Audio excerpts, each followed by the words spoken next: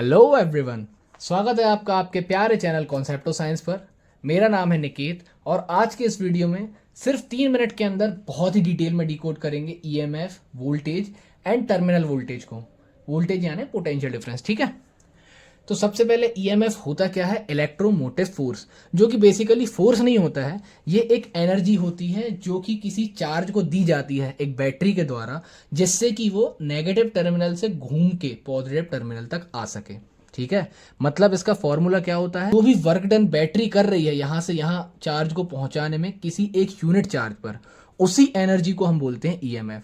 ठीक है, इस ईएमएफ को भी हम एक्चुअली वोल्ट में ही मेजर करते हैं। ठीक है, तो सपोज करके चलते हैं कि किसी बैटरी का ईएमएफ है 6 वोल्ट, मतलब उसने 6 वोल्ट दिया है एक इलेक्ट्रॉन को जिससे वो घूमकर यहां आ सके।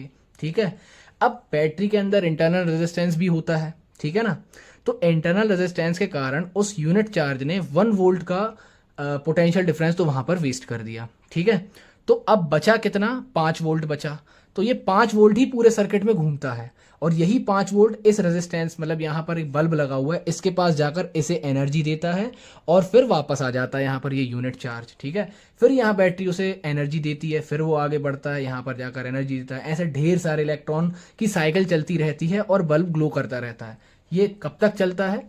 जब तक कि इस बैटरी के पास एनर्जी बाकी है। ठीक है, तो आई होप आपको ईएमएफ क्लियर हो गया होगा, टर्मिनल वोल्टेज क्लियर हो गया होगा। टर्मिनल वोल्टेज मतलब जो ईएमएफ है, मतलब जो मैक्सिमम वैल्यू है ना किसी बैटरी ने जो इलेक्ट्रॉन को दी है या यूनिट चार्ज को दी है, उसमें से हम माइनस कर देते हैं जो भी वोल्टेज में डिक्रीमेंट हुआ है इंटरनल रेजिस्टेंस के कारण।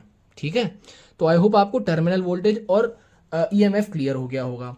अब ए और बी पॉइंट के बीच में आपसे बोल दिया जाए कि भाई सिंपल पोटेंशियल डिफरेंस बताओ, तो आप बता सकते हैं कि भाई जैसे इलेक्ट्रॉन यहां तक आया था तब उसके पास 6 में से 5 वोल्ट उसके पास बाकी था, और जब वो इस बल्ब को पार करके गया तब उसके पास केवल 2 वोल्ट बाकी था, क्योंकि उसने बाकी एनर्जी तो बल्ब को दे दी थी।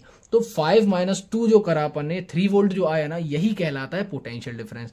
इसे हम हमेशा दो टर्मिनल्स के बीच में इजीली कैलकुलेट कर सकते हैं, लेकिन ईएमएफ हमेशा मैक्सिमम वैल्यू होती है जो बैटरी किसी यूनिट चार्ज को प्रोवाइड करती है। ठीक है, आई होप आपको ये तीनों चीजें अच्छे से क्लियर हो गई होंगी। अब यहाँ पर एक स्पेशल केस आता है जिसमें ईएमएफ और टर्मिनल वोल्टेज बराबर हो जाते हैं। यह जब सर्किट ओपन होता है। अब सर्किट ओपन है मतलब करंट फ्लो नहीं हो रहा है, करंट फ्लो नहीं हो रहा है मतलब इंटरनल रेजिस्टेंस के कारण कोई वेस्टेज नहीं हो रही है। अब ये टर्म हट गई तो ईएमएफ के बराबर हो जाता है टर्मिनल वोल्टेज। ठीक है, अब बात करते हैं इसके बाद ईएमएफ एंड वोल्टेज के डिफरेंस की।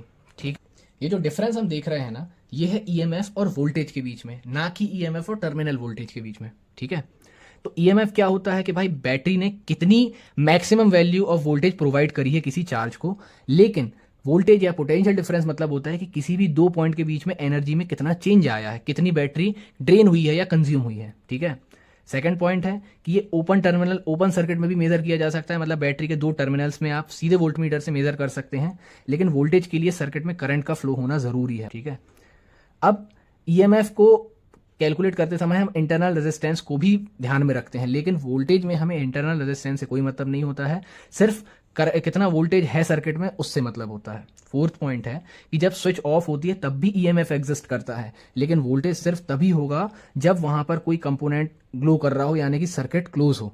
ठीक है, आई होप आपको वीडियो इन्फॉर्मेटिव लगा होगा, तो चैनल को जल्दी से सब्सक्राइब कर लें ताकि 3 मिनट सीरीज की और भी वीडियोस की अपडेट्स आपको टाइम पर मिलती रहें। ठीक है, मिलते हैं नेक्स्ट वीडियो में। Thanks for watching.